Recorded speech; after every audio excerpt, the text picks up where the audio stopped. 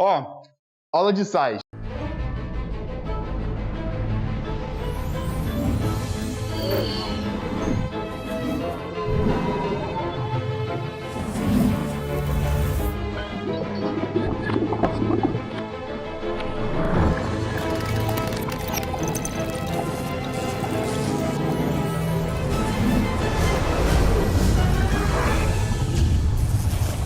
Professor Ricardo Eletron. Então finalizamos aqui sobre a química inorgânica, tá? Onde nós estudamos, nós que eu digo que vocês já estudaram, né? Sobre quais são as funções mesmo que nós estudamos? Ácidos, bases, óxidos e agora os sais, né? Nós vimos que os ácidos são aqueles camaradas que vêm com hidrogênio na frente, né? Vem um carinha depois, e está dividido em hidrácidos. Vou pegar aqui o apagador. Está dividido aqui em hidrácidos e oxiácidos. Temos as bases, né? As bases têm um OH no final, né? Então só tem esse grupão mesmo. Temos os óxidos, ou seja, são compostos binários e um deles é o oxigênio, tá? E os sais é tudo que resta, não tem hidrogênio na frente, não tem OH no final, não tem oxigênio como massa eletronegativo, por isso é tudo que resta, tá? Não necessariamente tem que ser composto binário para ser sal, tá? Beleza. Nós então aprendemos sobre os ácidos, a fazer a sua nomenclatura, entendemos seu potencial hidrogeniônico, que é o pH, né? Vimos isso? Vimos? Vimos aqui que é o pH. Que mede as concentrações de...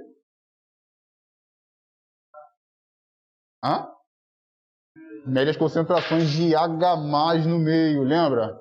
Tem as teorias ácido-base, aquelas teorias de Arrhenius, Bronsted-Lowry, Lewis. Então, tudo isso em ácidos. Vimos as bases também, suas nomenclaturas. Aí, os ácidos das bases, nós vimos as suas forças, né? O quão forte é um ácido, ou o quão forte é uma base, ou quão fracos sejam esses compostos. E aí, também temos uma aplicação básica dos ácidos das bases. Por exemplo, para medir a acidez ou basicidade do sangue. Para quem não sabe, quando a pessoa é acometida com alta concentração de H+ no meio, sanguíneo, ele é acometido de acidose. E quando tem muita base no meio, o H-, segundo a teoria de Arrhenius, ele tem alcalose no sangue, ou seja, o sangue está muito básico. Tá? E aí, influencia várias coisas, né? Aí te remete muito à biologia, que é a dificuldade da pessoa na cicatrização, né? Quando a pessoa se machuca. Então, tudo isso está relacionado. Beleza, então. Aí, óxidos nós estamos na aula passada e hoje são os sais. E aí, os sais, eles podem ser obtidos através de uma reação de neutralização, que também é chamado de salifação, tá? Aí começa um erro conceitual muito grande. Por quê? Até aqui embaixo aqui, ó, reação de neutralização para explicar para vocês. Reação de neutralização, hoje nós conhecemos que é uma reação entre um ácido e uma base, aí os dois caras são fortes, e aí vai gerar o quê? Sal e água. Só que esse conceito ele é errôneo, ele não é verdadeiro. Por quê? Vamos supor que eu tenha dois líquidos. Eu tenho aqui um ácido, eu tenho aqui uma base. Ouviram dizer líquidos, né? Então, o que acontece se eu misturar esses dois caras? Vai rolar uma reação de neutralização, certo? Que é um ácido e uma base. Ambos são fortes, então vai rolar uma reação de neutralização. Se eu falo que ele vai formar sal e água, isso quer dizer que ele vai formar sal sólido? Não. E aí que está o erro conceitual, tá? Porque quando a gente está falando que ele vai formar sal e água, nós estamos ao mesmo tempo dizendo que não é uma reação de neutralização, é uma reação de precipitação. Ou seja, eu tenho dois líquidos e eu estou formando um sólido. Que bruxaria é essa? Não existe. Então, por isso que esse conceito é errôneo. Então, qual é o conceito mais adequado para isso? Reação de neutralização é uma reação entre um ácido e uma base fortes, tá? Consideráveis fortes, e que vai gerar água e interações iônicas. Como assim? Por exemplo, aqui está uma base, né, o hidróxido de sódio, e aqui está um ácido clorídrico. Ambos são compostos fortes. Nós consideramos o NaOH como base forte e o HCl como um ácido forte. Beleza?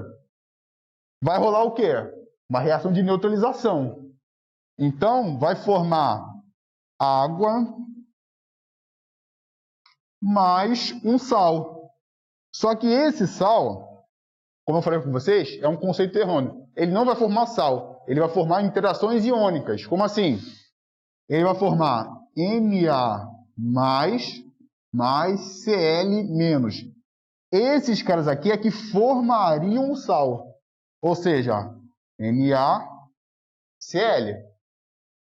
Ai, cara, não entendi como é que você fez. Agora não vai dar para pegar aquilo ali. Vou pegar isso aqui. Olha só. Como eu fiz isso aqui tudo? Tá vendo esses compostos aqui? Particiona eles. Olha só, estou partindo aqui, ó, um NaOH e o HCl. Está em duas partes, estão vendo? Esse lado aqui, esquerdo, é sempre positivo. Esse lado aqui, ó, é negativo. Mesma coisa aqui, esse é positivo e esse é negativo. Tranquilão? Beleza? O que eu vou fazer? Eu vou misturar, ó. Esse lado positivo vai interagir com o negativo desse. Esse negativo vai interagir com o positivo desse. Então vai ficar como? O positivo com o negativo aqui. Por isso que é Na mais Cl menos. Tá? Você cruzando as cargas, ficaria N1Cl1, NaCl. E ó, o H menos e H mais. Eu tenho, ó, 2 hidrogênios e um oxigênio. 2 hidrogênios e oxigênio é o quê? H2O. Beleza? E aqui embaixo vai formar o quê? Mesma coisa. Reação de neutralização, uma reação entre um ácido e uma base que vai gerar água e interações iônicas. Tá? Então, mesma coisa. Eu vou particionar, ó. Esse aqui é o positivo, esse aqui é o lado negativo. Lado positivo e lado negativo. Aí, esse lado positivo desse composto vai interagir com o lado negativo desse. Então, ó, fica K mais Br menos. Então, já vou até adiantar aqui, ó. Fica K mais Br menos, que formaria um sal, que é o KBr. Mais o OH menos mais H mais. O H menos H mais é o quê? 2 hidrogênios e um oxigênio, que é a mesma coisa que H2O. Aguinha. Então, ó, formei 2 sais aqui. Tá? Tem 2 sais. Beleza? É como se você fosse pegar um sal e diluir na água. Ele não vai ficar sólido. Só se você exceder a quantidade de sal na água. Aí vai ter parte que a água não vai conseguir solvatar mais o sal. E aí ele vai continuar sendo sólido. Vocês já viram aquelas experiências químicas que vocês pegam os sólidos, colocam na água e ele fica gelatinoso, né? Quando você tira dele, ele vira sal de novo. Uma doideira, né? Então, entenderam isso aqui? Alguém quer que eu retorne a explicação? Pessoal de casa, pegou? Não, professor, no caso, toda reação de neutralização vai ter água. Vai gerar água. Isso aqui a gente está ciente que vai acontecer, vai ter água. Mas vai ser água e o que mais? Sim, e interações iônicas. Por que iônicas? Porque eu tenho na forma aqui de íons. Simplesmente por isso. Tá? Que eu tenho um Na+, Cl-. Esses caras estão solvatados em água. Ou seja, então isso aqui já mata metade da charada. Ele não está no seu estado sólido, né? E ele também não está deixando de participar do sistema. Ele está ali dissolvido em água. Por que eu coloquei esses exemplos aqui? Para dizer para vocês que esses caras aqui são sais, tá? Por que são sais? Não tem hidrogênio na frente, não tem OH no final e não são compostos binários. Só esse aqui, né? Mas o oxigênio não existe aqui, né? O mais eletronegativo nesse caso é o cloro, tá certo? Então, beleza. Como é a forma de ionização desses caras? Porque os sais, até coloquei aqui, ó, eles são compostos iônicos, tá? Aqui são compostos iônicos. Por isso, eles possuem cargas positivas e negativas. Mesma coisa, você vai particionar, esse lado é positivo, esse é negativo. Então, na sua forma de ionização, na sua forma iônica, eu vou ter Na+, mais Cl-. Dissociação. Então, aqui, eu estou dissociando, tá? Eu estou separando as cargas já existentes. Ionização é porque eu vou adquirir íons. Ou seja, quem participa dessas reações de ionização são os compostos moleculares. Porque não tem íons antes. Eles vão adquirir agora. Tá? Então, estou dissociando os sais. Então, isso aqui é a dissociação do NaCl. Se a gente for fazer para esse cara aqui, como é que vai ficar a sua dissociação? Vai ficar Ba mais 2, porque esse 2 aqui sobe. Agora estou fazendo o inverso. Mais Br menos. Só que eu tenho 2 bromos aqui, então por isso que eu coloco um 2 para balancear. Já viram um balanceamento, né? É tranquilo essa parte para vocês? Mais ou menos? Dá para ir, empurrar com a barriga? E esse cara aqui, como é que vai ficar a sua forma de dissociação? Mesma coisa. Vou particionar aqui, ó. Tá? Esse aqui é o lado positivo e esse é o lado negativo.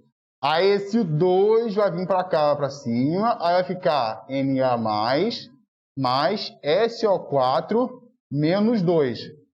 Por que esse 4 aqui não vai lá para cima? Porque esse 4 aqui ele não é o NOx do sódio. Ele não é a carga do sódio, por isso que fica mais. Eu vou colocar um 2 aqui na frente para balancear, porque eu tenho 2 átomos de sódio. Beleza? Então fica 2Na+, mais SO4 menos 2. Tá? E aqui, mesma coisa, você particiona ele, ó. Aí vai ficar lado positivo e lado negativo. Ó. Vai ficar K+, mais MnO4 menos. Um detalhe aqui. Geralmente, por que eles vão formar vou ter essa formação aqui, essa dissociação toda? Porque você simplesmente pegou o sal e jogou ele na água. Então, quando você pega o sal e joga ele na água, você vai ter o quê do NaCl? Na+, Cl-. O que vai acontecer quando você pegar esse composto aqui e jogar na água? Vai ficar Ba2+, mais 2Br-. Ó, é como se fosse reação de neutralização. Estou até apagando o negócio. Tá? Belezão, galera? Tranquilo? Lembrando, se esses compostos estão em águas, ó. Se esses compostos estão em água, qual é o estado de agregação desses compostos iônicos, dessas espécies? Vamos deixar mais bonitas as palavrinhas, né? Qual é o estado de agregação do Na+, Cl-? De agregação, estado físico. Quais são os estados físicos da matéria? Sólido, líquido, gasoso, tem outros? Aquoso, tem outros? Vapor, tem outro? Plasma, que é considerado o quarto estado físico da matéria. Por exemplo, qual é o estado físico do fogo, da chama? Também não é. Fala um plasma. Fala um exemplo aí de plasma. Um exemplo de plasma? Não, é porque ele é assunto muito discutido. Por que eu falei que o fogo não é plasma? Porque didaticamente ele é considerado plasma. Tá? E plasma você consegue obter ele se você colocar num calor, numa temperatura muito alta e na pressão muito alta. As características. Porque leva a pensar a gente que é fogo. Tipo assim, o Sol, né? E a energia que tem ali em volta do Sol. Pô, dá a ideia que é plasma, porque é pressão altíssima e temperatura altíssima. Então, todos esses casos aqui estão no estado de agregação aquoso. Tá? Então, colocaria o aqu do lado de todo mundo. Detalhe, tem uma atualização da IUPAC, que o aqu ele geralmente via como subscrito, né? Lá embaixo. Só que agora não estão colocando mais como subscrito. Eles estão colocando do lado do camarada. Tipo assim, Cl-, aí bota do lado assim, bem grandão mesmo. Tá? Agora eles não estão encarando mais como subtítulo. Não, subscrito. Beleza, então. Então, relembrando, os sais são compostos iônicos, tá? Por que são compostos iônicos? Porque são derivados das ligações químicas chamadas iônicas ou eletrovalentes, tá? Por isso, eles têm tanto íons positivos quanto negativos. Esses íons positivos, okay, nós colocamos aqui, Na+, Ba2+, Na+, K+. Qual é o nome deles? Nome técnico para íons positivos? Cátions. Íons negativos. Cl-, Br-, SO4-2, MnO4-. Qual é o nome técnico para esses caras aqui? Essas espécies negativas? Ânions. O significado de ânions, ele é até um pouco engraçado. Só posso dizer para vocês que lembra a palavrinha anos, realmente. Então, é do mesmo significado, tá? Beleza. Por isso, como eles possuem cargas opostas, eles vão formar esse cara aqui, que é um retículo cristalino, tá? Ele também é chamado de rede cristalina. Rede cristalina. E aí, isso possibilita a formação de estado de agregação, estado físico da matéria, chamado sólido, tá? Então, se você for reparar, todos os sais, né, eles são compostos iônicos, nós sabemos disso, e todos os sais se comportam no seu estado sólido.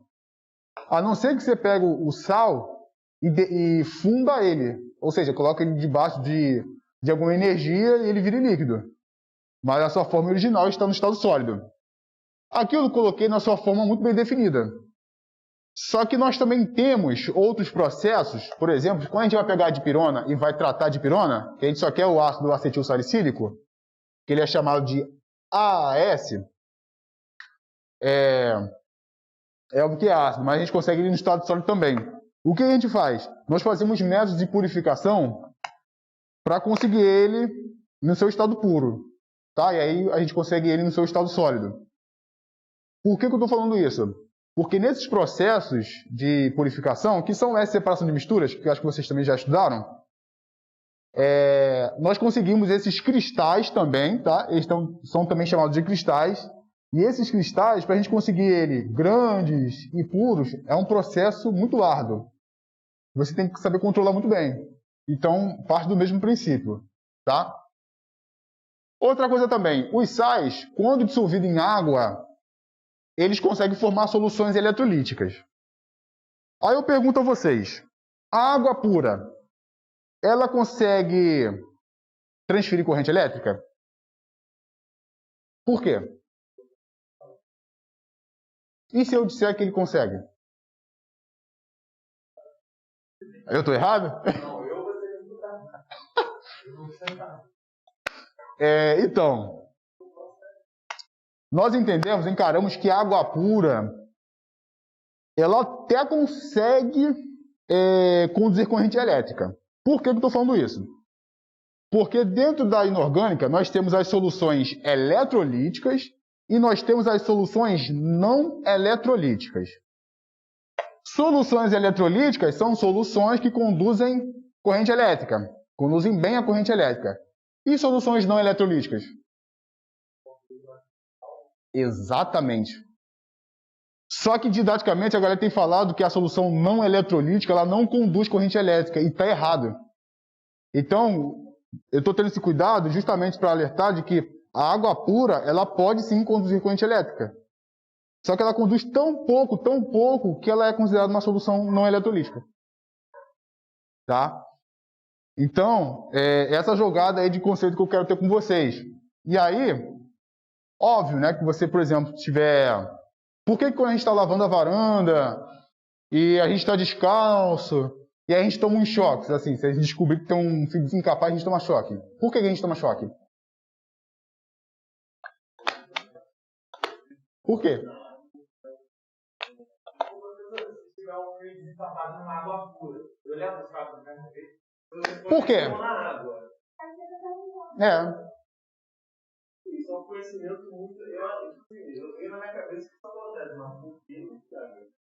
Não, tipo assim, na água pura, tipo assim, na água com sal e tudo mais, eu sei que se você botar a mão vai ser confiável. Sim. Mas na água pura, eu não sei se você leva isso assim. Você vai até levar um choque, mas vai ser o choque. O que tem no nosso suor? Presta atenção, pessoal. O que tem no nosso suor? Sal. E sal em água vira uma solução. Então, tem que fazer sentido, pessoal. Então, as soluções eletrolíticas, nós temos sais fundidos, né? Eu pego o sal, coloco ele debaixo de um calor, né? De uma energia em forma de calor muito alta, eu consigo fundir esse sal. Ou esse sal ele pode estar dissolvido em água, tá? Então, são consideradas soluções eletrolíticas. Soluções não eletrolíticas vão conduzir mal, tá certo? Não é que não conduzem. Eles conduzem, mas conduzem muito pouco. Beleza? Nomenclatura dos sais. É bem fácil, bem tranquilo também, tá? Nós vamos pegar o nome do ânion de nome do cátion. Então, ó, nome do ânion, depois nome do cátion. Aí, eu estou fazendo aqui um paralelo com vocês, porque nome do ânion nós sempre pegamos dos ácidos. Por isso que eu coloquei essa ressalva aqui. Ó, toda vez que for hídrico, é porque o seu ânion é eto. Se o ácido terminar em ico, o seu ânion vai terminar em ato. Se o ácido for terminar com oso, aí o seu ânion vai ser ito. Por exemplo, esse aqui é o HCl, ácido clorídrico. Olha só, hídrico. Qual vai ser o nome do ânion? Eto. Então, o eto é do quê? Ó? Desse cara aqui, ó. H+, mais Cl-. Por que eu estou preocupado só com o ânion? Porque todos os ácidos vão ter H+. Então, o que vai mudar vai ser o ânion, sempre. Aí, esse cara aqui vai ser quem? Cloreto. Porque o nome original é clorídrico. E o nome do ânion vai ser o quê? Cloreto. Exatamente. E olha só que engraçado. Esse aqui é o ácido clorídrico. Qual é o outro nome que eu posso chamar dele? Cloreto de hidrogênio. Engraçado, né? Esse aqui é o ácido sulfúrico. Ah, tá. Aí dá para relembrar, né, pessoal? Esse aqui é o ácido clorídrico. Então, o seu ânion vai ser cloreto, né? O nome do cara mais o eto. Cloreto. O nome do cátion vai ser sódio, por isso que o nome é cloreto de sódio. Aqui, por exemplo, asulfúrico. Opa, asulfúrico. O ácido terminou com ico. Então, o nome do seu ânion vai ser o quê? Terminar com ato. Esse cara aqui, ó, na sua forma de ionização, agora é ionização, vai ficar o quê? H+, mais SO4 menos 2. Ó, SO4 menos 2 vai ser o sulf, né? O nome do ânion vai ser qual? Sulf mais o ato, sulfato. Então, esse aqui, sulfato. Deixa eu ver se tem aqui um... Aqui. Na2SO4. Sulfato de sódio. Belezão? E esse aqui, por exemplo? Esse aqui eu acho que não fiz ele ainda. Esse aqui é o ácido nitroso. Certo? Então, opa, terminou com oso. O seu íon vai ser ito. Então é nitrito. Então vai ser nitrito de alguma coisa. Né? Belezão? Entendido isso? Show? Aí eu deixei aqui uma tabelinha. Deixei uma tabelinha aqui de ânions. Essa tabelinha de ânions, ela está dividida em espécies oxigenadas e espécies não oxigenadas. A diferença é que um tem oxigênio e o outro não tem. Então, olha só os oxigenados. Já isso facilita de você não ter que precisar tirar o número de nossa, aquela coisa toda, fazer a nomenclatura de ácido, depois fazer os óxidos, depois os sais.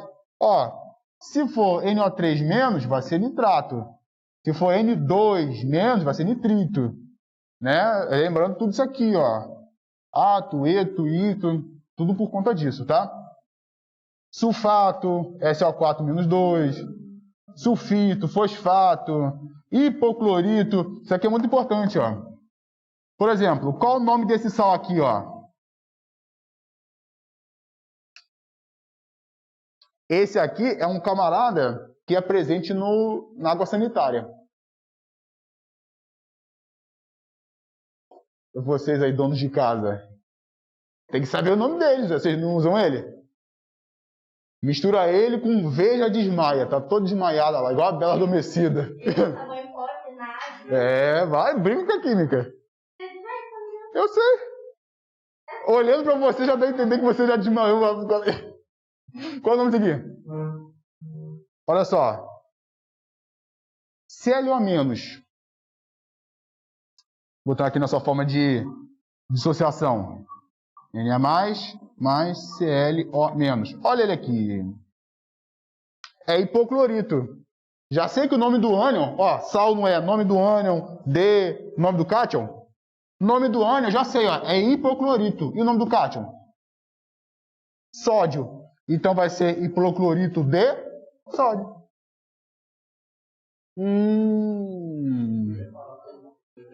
Pode falar, pode arriscar. Gente, é melhor falar aqui do que deixar de arriscar na hora da prova, né? Permanganato. Esse aqui é muito fácil, ó. Aqui um exemplo, ó. Esse aqui é o KMNO4. Então, esse KMNO4, na sua forma de dissociação, vai ser o quê? K mais MnO4 menos. Ó, MnO4 menos é permanganato. Então, nome do ânion de nome do cátion. Nome do ânion, permanganato. Nome do cátion, potássio. Então, o nome vai ser permanganato de potássio. E cromato? Cromato nós temos, por exemplo... essa aqui, ó.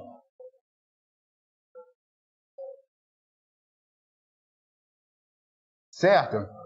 Isso aqui na sua forma de dissociação vai ser o quê? K mais CrO4 menos 2. Colocar um dos aqui para balancear. Então, ó. Olha ele aqui. Cromato. Certo? Esse cara aqui vai ser o quê? Cromato de... Qual é o nome? Isso. Por que eu frisei o de? Porque alguém ia falar dicromato de potássio, só que tá errado. Dicromato de potássio é outro composto. Tá? E também nós temos os não oxigenados, que são os cloretos, os brometos, fluoretos, iodetos, que eu esqueci de colocar. Aqui o 2 ali, no caso, muda. Não muda. É só para dizer que eu tenho duas cargas positivas aqui do potássio. Então, cloretos, brometos, fluoretos, iodetos, cianetos e sulfetos. Temos também os carbetos, só que a gente não está entrando como forma didática. Cianetos, por exemplo. Qual é o nome desse ácido aqui? Você já sabe. HCN. Qual é o nome desse ácido? Cianídrico. Ou também posso chamar de...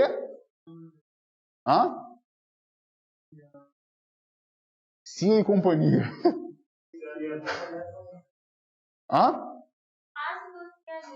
Ou... Cianodo?